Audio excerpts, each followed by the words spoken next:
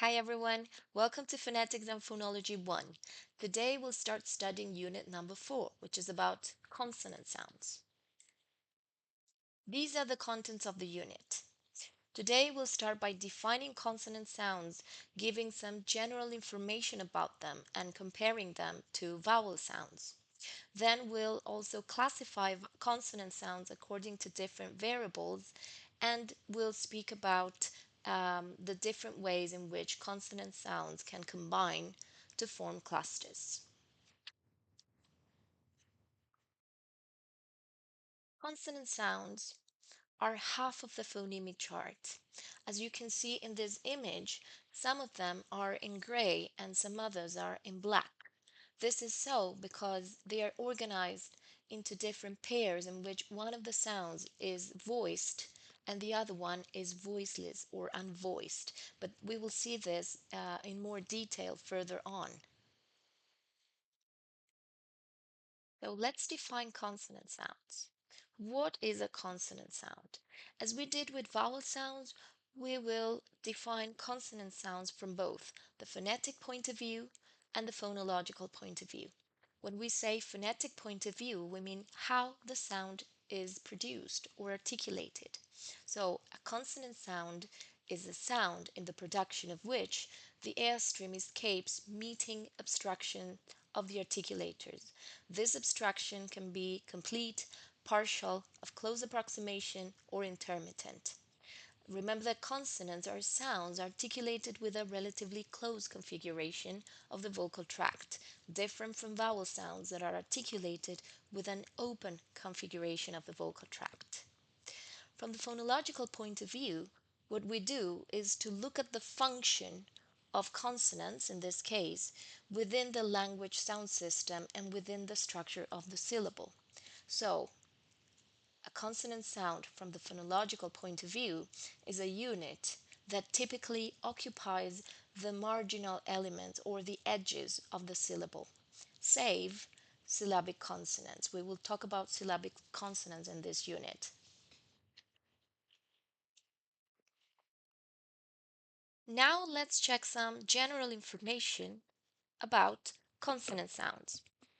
As we said in unit number 1, there are 24 consonant phonemes in general British English, but there are 21 consonant letters. Because let's remember that there is no correspondence between spelling and pronunciation most of the time. All consonant sounds are produced by releasing the air from the lungs. This is the airstream we have described as egressive pulmonic airstream.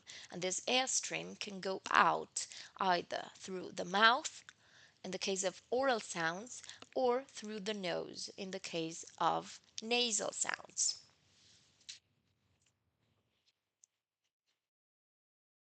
Now that we know what consonant sounds are, we need to ask ourselves, how can we classify consonant sounds? There are different criteria to do this, but we will be looking at these four different variables. The first one is voicing, meaning whether there is or there is no vibration of the vocal cords or vocal folds when we produce each one of the sounds. The second is point or place of articulation, which refers to where in the articulators touch or come closer to each other in order to produce the sound. The third one is manner of articulation, which makes reference to the type of closure or obstruction made by those organs or articulators. And the last one is degree of breath and muscular effort, which refers to how much energy is used to produce these sounds. So the first variable we'll describe is voicing. What we need to remember here is that those sounds in which the vocal folds vibrate during their production are called voiced sound, as in the first image. And those sounds which are not produced with vibration of the vocal folds are called voiceless or unvoiced, as in the second image.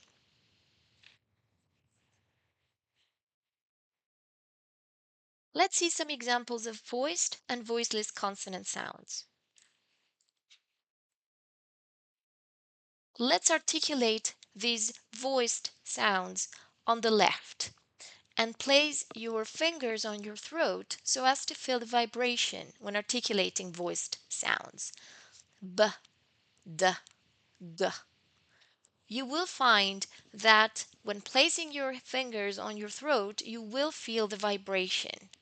But in the case of voiceless sounds, you will not feel that vibration. T, p. There is no vibration.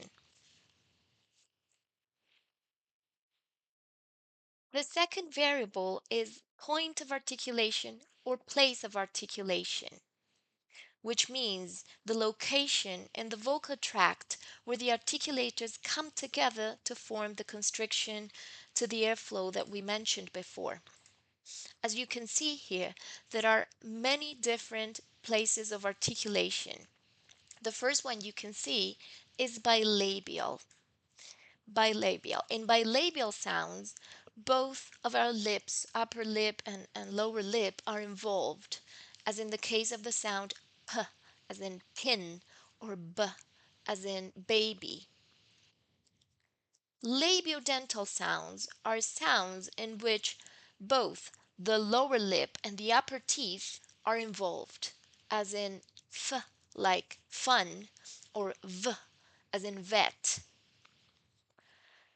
In the case of interdental sounds, both of our set of teeth, the upper teeth and lower teeth, are involved because the tip of the tongue is placed between the teeth to produce sounds like th, as in think, or the, as in the article the.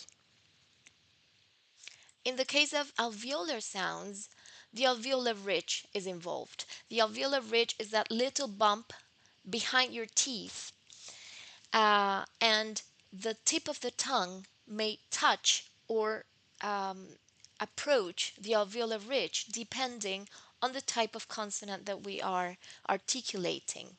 For example, t, as in take, in which the tip of the tongue touches the alveolar ridge, or d, as in day, or sounds like s, like sit, as in sit, in which the tip of the tongue approaches the alveolar ridge, but it doesn't touch it.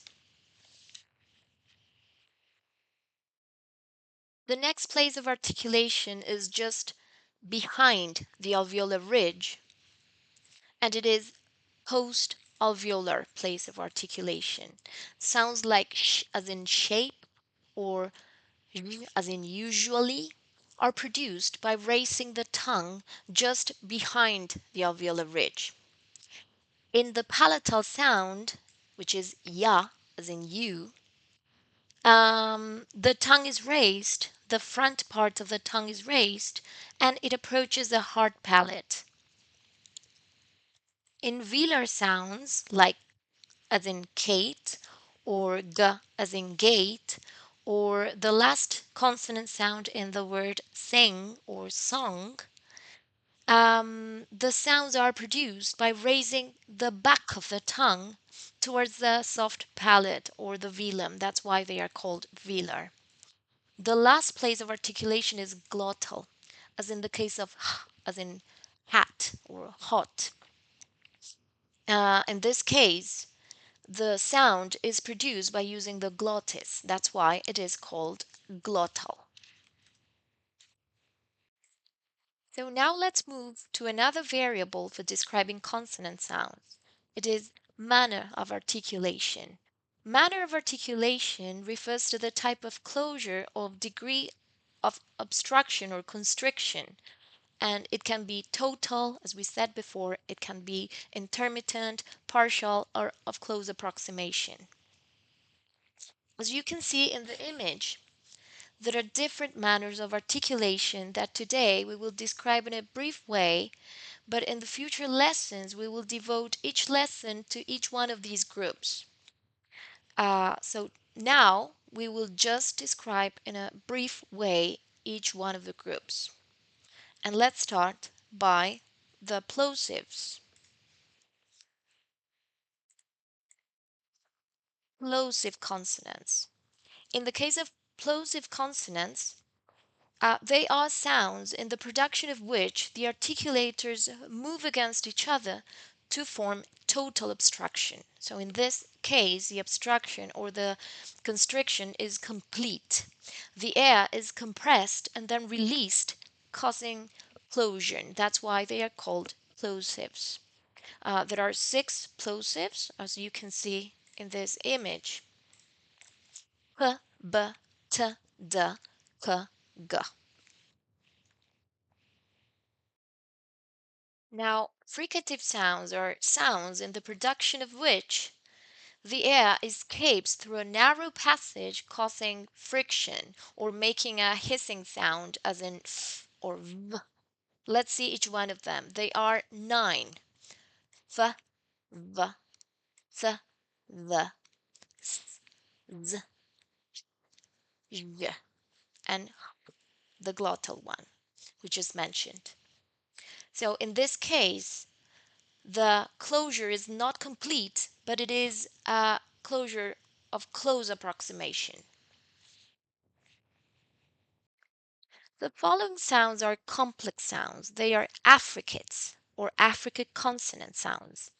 And they are sounds that consist of a complete closure followed by friction. So that's why you read in your booklet that they start as plosives, but they end as fricative sounds, and they are 2. H and J. The first one is very easy to produce or to articulate because we have this phoneme in Spanish as in chancho. The following manner of articulation is nasal sounds. In the case of nasal sounds, uh, the velum or soft palate is lowered. So that is why the air escapes through the nose and not through the mouth, as in most of the consonant sounds. In this case, the obstruction is complete, just like in plosive sounds. They are 3, m, n, and as in the last sound in the word sing and song that we mentioned before. The following group of consonants are called approximants.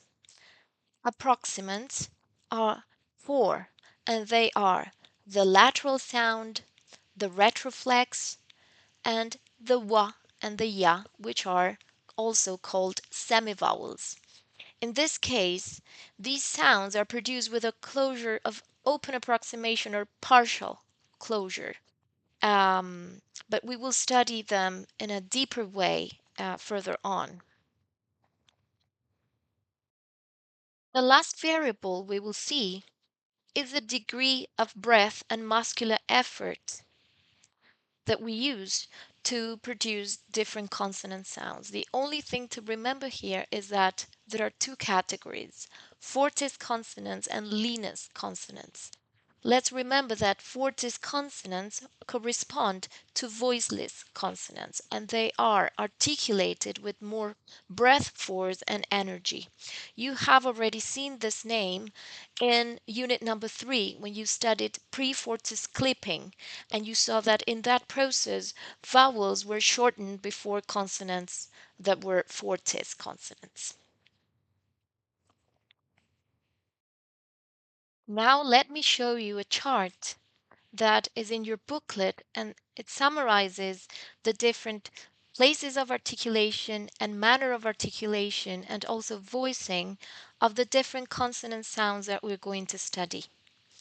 So for the ones that come in pairs, you will see that on the left you will find the voiceless sound, and on the right you will find the voiced consonant sound. So let's take an example, the consonant sound p, and let's describe it.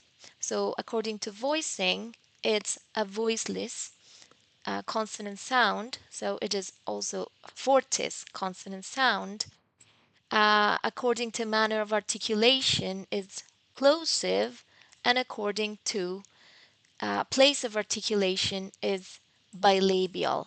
So it is the voiceless bilabial plosive. This is an exercise that we will keep doing until the end of the course so that you can describe each one of the consonant sounds. Now let's move to the last slide, which is about how consonant sounds can combine with each other and form clusters.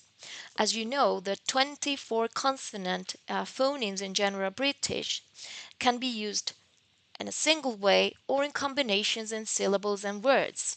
And when two consonant sounds are used one after the other, we use the term consonant cluster. The number of consonants that can occur in a syllable initial position is three, as in strings. So let's pay attention to the first three consonant sounds together, or the consonant cluster. And the number of consonants that can occur in a cluster in final position in a syllable is four, as in the case of glimpsed. As you see, there are four consonant phonemes together, and this is the maximum number of consonant sounds that can occur in a cluster in syllable final position.